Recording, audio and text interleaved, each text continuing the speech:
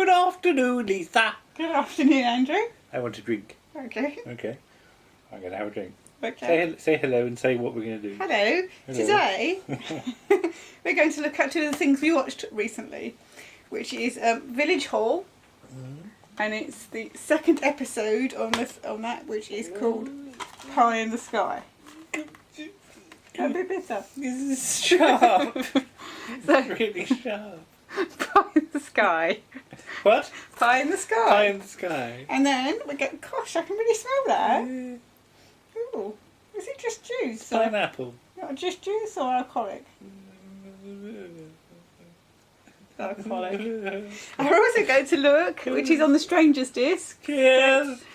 Crown Court, A Place to Stay. I don't know if you can see that, but it's in the red. Like, stop drinking this because this is really no. Yeah, stop drinking it now. It gives me sound effects. Right. Okay. Okay, I'm Okay, fine. are you- I'm all right. Have you recovered now? Yes. Right, the Village Hall. Village Hall. Now, So this is series 2 of Village Hall. and we chose it because We chose it because it's got it was John the Le Mesurier, right? but it's not just No. John Le Mesurier, is it? It's No. rather good when it comes Yes. to Yes. the cast. Joan Hickson is in it as well. Pre Miss Marple. by with- about 10 years, I yeah, suppose. with, isn't it? with dark hair, which looks weird. Yeah. So, So, how old is she then? I don't know, because she was... She doesn't look that young, even in No, this. she's not. I No. think she was a bit older than John LeMage as well. Okay. Um, Because they're married, aren't they? they are married, Yes. yes, in it. Not in real life, in the play. And Anton Rogers, Anton Rogers as Yes. the Honourable, whatever he is. whatever he is, Gerald. He's an honourable. He's an Honourable. Ironic, because John LeMage ends up as an honourable in In Dad's Army. Dad's Army, the Yeah. Honourable Arthur Wilson. Mhm. So again, that's only for 1 week, and you never hear about it again. No, he it's obviously stopped silly, using isn't it? yes. Yeah. Yes. But it's set, as we said, it's set in a village hall, and it's all to do with the sort of. They've got a horticultural Yeah. sort of show. So it's a sort of fruit and veg show, but there's section for baking and Baking things like for that. pies, Yeah, pies. savoury pies, and the two of the village women that live in the village, the headmistress of the school and the owner of a dry cleaning shop, Oh yes. are competing. I'm amazed there's a dry cleaning shop in a village. yeah. It's very unlikely. They're competing for top prize in the savoury pie competition, and they produce these absolutely humongous pies. Yeah. One of them's so big it has to be pushed up on a pram. I did think of there's a Lee and Herring sketch about the pie. The pie, yeah. The village that makes the pie out of all the leftover pies. And then there's a pie, which is made out of all the leftovers of all the pies. And yeah, everybody gets ill. Yes, I'm not surprised. So basically it's this is about this competition. And then there's a lady that's just moved into the village, Yes. and Joan Hickson's character's very snippy about her Yeah. 'cause she says she's a hippie, and you know she's done terrible things to the place where she moves in, and they smoke, you know, illegal substances, and all Smoking of the. all this sort of stuff. And she comes along with her, who you assume is sort of living lover or something, Yeah. who's played by Conrad Asquith from Talons of Wen Chang. All right. It's one of the policemen. All right. Yeah. Okay. Yes. So anyway, yes, they have this competition, and they've got all these different sections, and all through it, you've got Sidney Bromley in it, and he puts biblical. Yeah, Judge. Quote- I like Judge, quotations. not lest ye be judged. Yes. When they're doing the judging. When they're doing judging, and he's putting all these biblical quotations up. And she has to keep getting him to take them down. What's the and one move over them. the toilets? Be Talk about fruitful be and fruitful one, multiply, yeah, isn't it? so she's like, no, I don't think we need that there.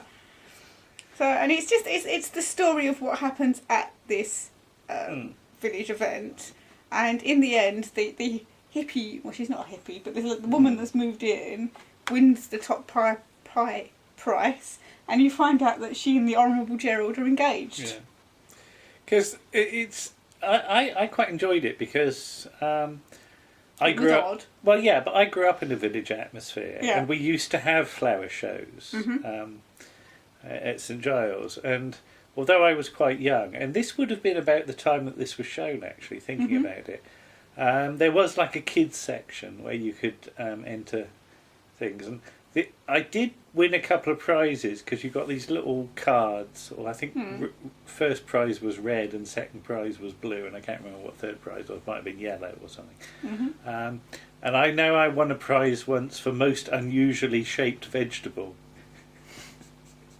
Which, don't laugh. We're proper That's Life character here, aren't we? Yeah, I think it was some sort of potato or something that was quite knobbly and long. And I remember the judge, because you used to get the judge would write something on the card, and my card came back with, "It looks like the Loch Ness Monster." Okay. Which, considering it was a potato that was only about that big, I don't know whether the judge had ever encountered the Loch Ness Monster in real life. If so, it must have been very small. Yes. Or whether it was based on some sort of photograph that they'd seen. I really don't know. So, yeah. But I sort of know the thing about, especially in a village, things can get very entrenched, can't they? That, you know, the same people always win. Yeah. And I like the sort of the niggling that goes on in this about it's an outsider and an outsider shouldn't win, because that's quite recognisable to me in that the way they do that. I also like the way she laughs when they say he's called the Honourable, because again it's something that maybe sort of normal people don't encounter very much in their lives. Yes. But in a village especially, I mean, you do tend to get a few titled people that either sort of live locally or are landowners or things like that. And I know sort of in our village there was the Honourable John, and I can't remember what his second name was, but there was also Lady Lettuce as well. And being a kid, I always assumed that Lady Lettuce was like related to one of the herbs or something like that. She Lady Rosemary. She lived in a herb garden, and exactly was you know, sort of half sister to Lady Rosemary or something. So yeah, I mean, I don't know. I mean, where you grew up, I don't know whether you sort of encountered that really. You don't really get told people win. No, but you spent not that part of this. No, but you spent a bit of time sort of around the village. Yeah, it's always it was a little bit. How did you find it? I'm interested now. That coming to a village. Yeah, the first time I encountered the former Lady Shaftesbury. When I say the former Lady Shaftesbury, she was divorced from him, wasn't she? Yeah. From the not the current or previous Lord Shaftesbury. I forget when it comes to Lord Shaftesbury's. I'm actually now starting to forget because they've got through a few. It was unfortunately the Lord Shaftesbury who was killed by his then wife. Anyway, and to hear people call her your ladyship was a little bit extraordinary. I'd never really come across that before because I've not really met. But village life can still be very feudal. That's the thing. If it's the lord or the lady of the village, you are sort of expected to tug your forelock a bit. Yeah. You know, which I think some people would be appalled at. But it's something I sort of grew up with, that they were always better than us, and that's the thing. And sort of people in towns wouldn't even be on their radar. But the idea that you were the lower class. And they were up there, and you always had to show respect to them, and it was never questioned. That's the thing. Okay. Even today, it's not really questioned. No. You are expected to bow and scrape a bit. Does the current Lord Shaftesbury make much of an appearance? I've absolutely no idea. He does events on his. There's an awful lot of stuff that goes on in the village. I think that's just to raise money to keep the house going. There's chili festivals isn't it? And dog festivals and God knows what else. Yeah. So. But it's. It's interesting, I think, and I think this is quite well depicted here. That there is a very definite social structure in a village, and I think this one got it sort of nailed on the head quite well, really. I mean, John Le Mesurier basically plays the same part. I mean, because there's even a few bits where he's possibly not too sure of his lines, isn't it? But because he's got that John Le Mesurier personality to fall back on, he can sort of just like wave his hand a bit. Oh no. Yes. And just cover it. It's hard to tell if he's really acting in some of it, isn't it? I mean, it would be one day we should see him in Traitor to see, because obviously that's a very different kind of part. Yeah. I think that's the only part possibly where he's required to do much acting, to be honest, because otherwise, as you say, he does fall back a lot on his own personality. Yeah. So, but I really enjoyed that Yeah, episode. yeah. So we've only seen the one. it was a little odd, but Yeah, but I yes. don't mind odd. No. And Yeah. But we're going to do what do you want to do one from next? series 1 later with Bernard Hepton in. Oh yes, we should do that one. So we can talk about him for the podcast. Yes. Okay. Right. Next up, So then last night we did I am going to have another drink, but I Okay. still might pull a face. Crown Court: A Place to Stay from 1977, I should actually which point. is Hmm? which is not obviously the releases haven't got anywhere I near. just thought that. I haven't shown my mug off, so I'm going to show my mug off, and it is my Yeti's mug. You're supposed to drink cider out of it, but it's the Yeti's Dorset is beautiful. It says. There you go. Mm-hmm. So yeah, it's a proper village mug. We should that probably explain who the Yetis are. The Yetis were a Dorset folk group. Hmm. And you met one of the Yetis. I once met or one of the twice. Yetis. Well, we've been to various of their We've been events. to various events, and I used to work for the present company that I work for. I won't name who it is, but it's one of the bigger retailers in their Sherborne branch. I can't really say anything while you're doing that. Can you just swallow it then? God's sake, put some sugar in it if it's that bad. Right, you done? Yeah, Don't have any more. And- Yetis, come on. I used to serve one of them and his wife in the shop quite a lot, and he was a very nice man. Yes, right, come on. But anyway, that's you. So anyway, A Place to Stay, Sharp. a 3-part story from 1977, featuring Don Henderson, Yes.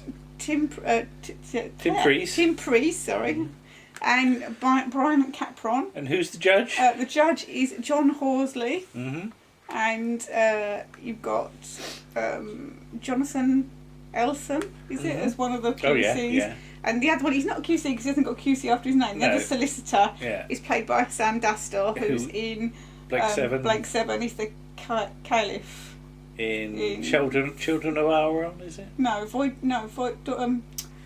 God, it's the Dawn one, of the Gods. Dawn of the Gods. Dawn of the yeah. Gods. Oh, no, Right, is that oh, why I think it's called I knew it was Void a or Cali something. one. Yeah. Yeah. With a little Tharn with a big head. Yeah, but is he the one with the big He's hat one and with the a big stick? hat. Yes. Big hat and the stick. That doesn't narrow it down very much, does it? He looks like he's some sort of Victorian showman, doesn't Yeah. he, or something like that. Yeah. Yeah. Okay. So But what was this? So the basically, case here? it was a libel case. So Don Henderson's character and Lady Corrie Stott, who is the other character. She was something to do with some She was- committee. She or was a something. magistrate and she was on the Social Services Committee. That's it. Yeah. And they were suing Tim Priest's character and Brian Capron's character for libel Mhm. because they had produced some leaflets and things slandering them, Oh, or right, libeling yeah, them, I yeah. should say, not slandering them. Saying that he was Saying he was a He- bit of a pervert. he was a dodgy sort Yes, generally. and that she was incompetent Yeah. and well, stupid really. Because I mean, before we go on, we should say that if you want to know more about Crown Court, Ivan Yes, Kirby's Ivan Kirby blog writes a great blog is the about best place it. to go. Yes, Ivan Kirby's on Twitter, and It'll tell you all about the different actors that are in it, Yeah. what else they've been in, what the writers have done, what but the directors have done. he's going through them in order. It's going to be a long time before he gets to this yeah. one. Yeah. And frankly, it's a long time. If we were doing them in order, we wouldn't have got to it yet because it's No. not been. This is the only, I think, release of it, Yes. isn't it? Yeah. Yes. So, But yeah, Ivan Kirby's blog, yes. best place to go for Crown Court. And basically, Crown Court, if you don't know what it is it was a daytime series actually, and it's an extraordinary thing Yeah. for a daytime series. It covers an awful lot of a big range of cases. So sometimes it'll do ones like this, which is a sort of a medium kind of case, Yeah. and then it'll do really heavy ones like there's a infanticide one, and then there's the persimmons and dishwasher. Dishwashers, yeah. Which has got murder and stuff in it, but it's done But quite it's humorously. done with a real lightness attached. Yeah. And it gets stuff like The Dogs, which is an extraordinary one, which is about people trying to That's betting, isn't it? defraud the totes at the dog tracks. And there's one extraordinary scene with Mary Wimbush in where she does this thing about You odds. met her as well. I have met her. Yeah, she was lovely. And they do she does this big long speech about odds and how it's done. And then Ian Marter's in it yeah, as one of the that's it. QCs, and it's I think is it I forget who the It's judge William is. Mervyn, Oh, it but might it be. might not be. I don't know. Whoever the judge is says, "Do you want to ask a question?" Mr. Ingram's his name He's is. stunned, isn't And he's he? like, "Mr. Ingram's." He just looks really scared. Like he's been run over. Yes, because we've been stampeded by Yeah. knowledge. But as a kid, Crown Court, I probably turned over because I thought it was going to be boring. Yeah. And probably as a kid, you don't find it very exciting. No. People say it's that thing that if you were really ill, that was the test, Yes. wasn't it? Yeah. If you were off school pretending to be sick, Crown Court was the thing that Yeah. proved whether you were really ill or not. Yes. But we investigated it for your 40th My birthday, 40th, wasn't yeah, it? 6 years ago. Yeah, was it that long? Blimey, yeah. Yes. And you said get something from when I was the born. year I was born, and you got Dixon Duck Green Yeah, and Crown Court. yeah. And we thought, oh, I love Dixon Duck Green because Yeah. it's, we like police series, and we really struggled with But it. the first couple on that release are all on film and they're Yeah. all really grim and grimy, Yes, and they're not actually how I remember Dixon No. Duck Green. No. So they were a little difficult to watch. Yes. But Yes. later on we came to really like Dixon. Yes. But Well, when we got to Firearms Were Issued, and it's such a superb episode that, yeah. yeah. So. But with Crown Court, we sort of really enjoyed it almost Yeah. from the start, didn't Yep. we? Yeah. Yeah, and then we found out John Le Mesurier was in an episode, so we just bought all the ones that were up, Yeah. were up to then. Because And he's in a Christmas He's one, in a Christmas isn't one, he? yeah. And every time Network, and they haven't done one for a while, so hopefully they will do more. Yeah. More Crown Court, please. Yes, please. Yes. Every time they advertise one, the moment it comes out, you buy it, and then it's there's just such a range of stories and actors. So getting back to this Yeah, one. and basically what it is everybody involved is an actor, Yeah. apart from the jury. The jury is made up of members of the public. Apart from the foreman who Apart has from to the speak, foreman who has to be an actor. Yes. Yeah. Yes. And they will listen to the evidence and And decide. Yeah, based on what they've heard. Sometimes You get cross. I get really cross. There's one story which also features Ian Marter Yeah, as a policeman, Yeah. and he's been attacked by somebody. Now, there's no disputing the fact that he's been attacked by this woman, Yeah. but they find her not guilty. Yeah. And that made me really cross Because it was Ian Marter. Because it was Ian Marter, and he was a policeman, and Warren's a policeman, but just for the fact that she'd obviously done it, but they let her off because she had problems. Yes. But this one, excuse me, it's all about sort of the sort of homeless families of Fulchester. Yes, the refuge. Fulchester being the town.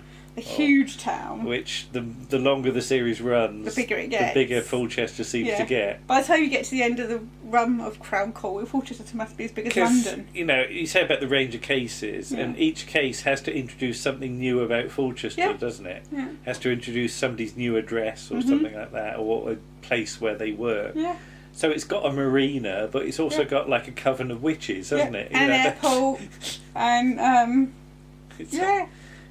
the dog track, obviously, countryside. Yeah. It's Fulchester must be the size of several counties by the end of the series. Yeah. Well, the town itself is probably just like the size of London, isn't it? But this is all about a sort of hostel, isn't it, for homeless families? For homeless families, but it's the women and children. Not the The blokes. husbands aren't allowed. The husbands have to go to the DOS house. The DOS house, which is not a phrase you get used these days, because families are kept together.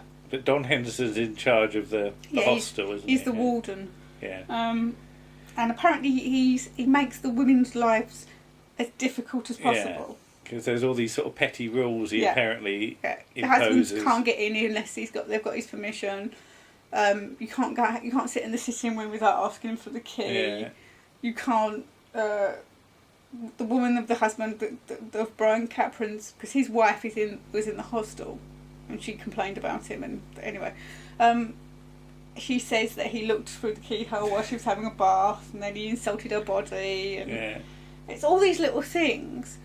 But the thing is, because it's a libel case, the defence has to prove that these things are true. Well, this is partly why I find it really interesting, because my sort of training as a scientist, my idea of absolute proof is, I think, probably not what other people's idea of absolute proof is. Because you have all this stuff in this one where the judge has to keep saying you cannot say what somebody else said. No, you can only say say stuff that you have experienced or seen yourself. Yeah. Because if somebody's told it to you, they might have been lying. Yeah. That's the thing. So in actual fact, absolute proof of something is extremely hard. Yeah, it's difficult to do unless you've got like written evidence for something like that. And even then, there is the possibility that written evidence isn't correct. Yeah. And I didn't quite know where, because I normally, when I'm watching it, I normally can come down on one side or the other. Yeah. And in this, I couldn't really. I couldn't say whose side I was on, because I started out with being on, I suppose really, if you really pushed me, I would probably be on the defence's side. Yeah. So whose side is that? That's Brian Capron and Tim Price. Right, okay, yeah. But, because a lot of, especially Tim Price's character, he is a political agitator, according to them. Yeah. And also, Brian Capron's character was described as a habitual scrounger, which annoys me because, but you don't know, because you have to judge from what you're seeing. I think a good Crown Court script, and the fact that they're done as 3-part stories, that is a very nice structure. Yeah. Because you often find yourself, as the story goes along, you swing from one to the other, and back again, and back again, as the evidence from one side or the other, sort of mounts up. Yeah. And I think that's a real sort of good trick when you're writing these. This one's by Ben Steed, isn't it? And who doesn't have the greatest reputation. I was going to say, for women. Blake Seven, he's got, what was it, Back in the Kitchen Woman, isn't it? Yes.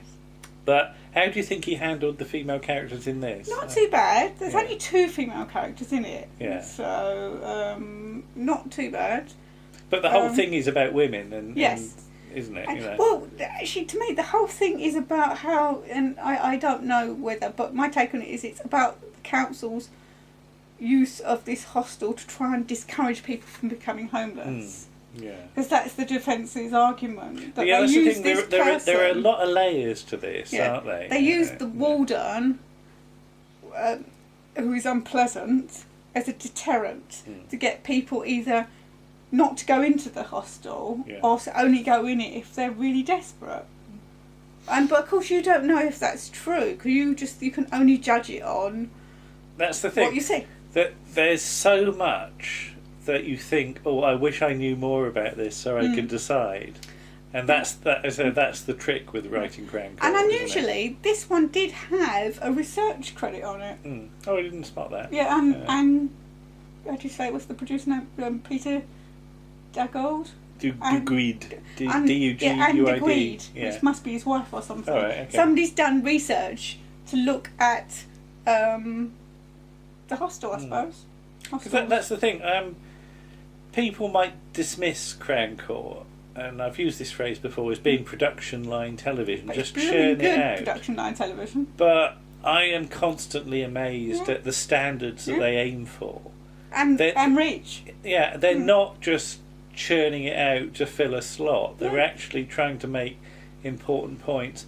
It's full of very good actors, and it's shot really well as well. There was a couple of sound problems. One of the mics, the mic that was on the witness stand, had a bit of echo, like a sort of echoey buzz. Yeah, a sort of effect. Yeah. So I think that there might have been a problem with it, but they probably film it all in one go, and they didn't. That's the thing. I don't think.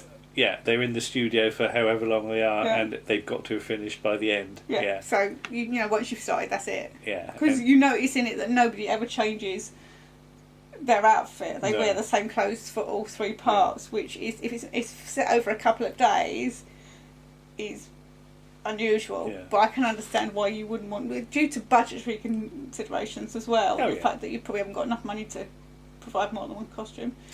I'm sure the judge's costume costs a fair amount to provide, and all the wigs and stuff. So, but it's very interesting, and I'm still not sure whether the right verdict was reached. And we won't say what it is because you can watch it yourself. No spoilers. But yeah, it's enjoyed and it. Don Yeah. Henson's good. I'm not quite sure what accent He doesn't he's get a doing. lot to do, does it? 'Cause No, he's only in the last part. Yeah, he's only in the sort of second Yes. half of part 3, isn't he? So Yeah. he just has to sit there for Sit 2.5 there and glower episodes and at the camera. look a bit shirty. Yeah. Yes. So yeah, to get somebody like Don Henderson, just have him sit down Yeah. for most of the story, not saying anything. He's very good. Mind you, I think Yeah. he's still a jobbing actor at this stage. Yeah, maybe. So. Okay, well there you go. But yes, Strangers. So Village Hall and Crencourt. Chronicle on Strangers, Disc 2. Yes. Okay. We'll see you again then. Okay, well, Series 2. Bye bye. Bye.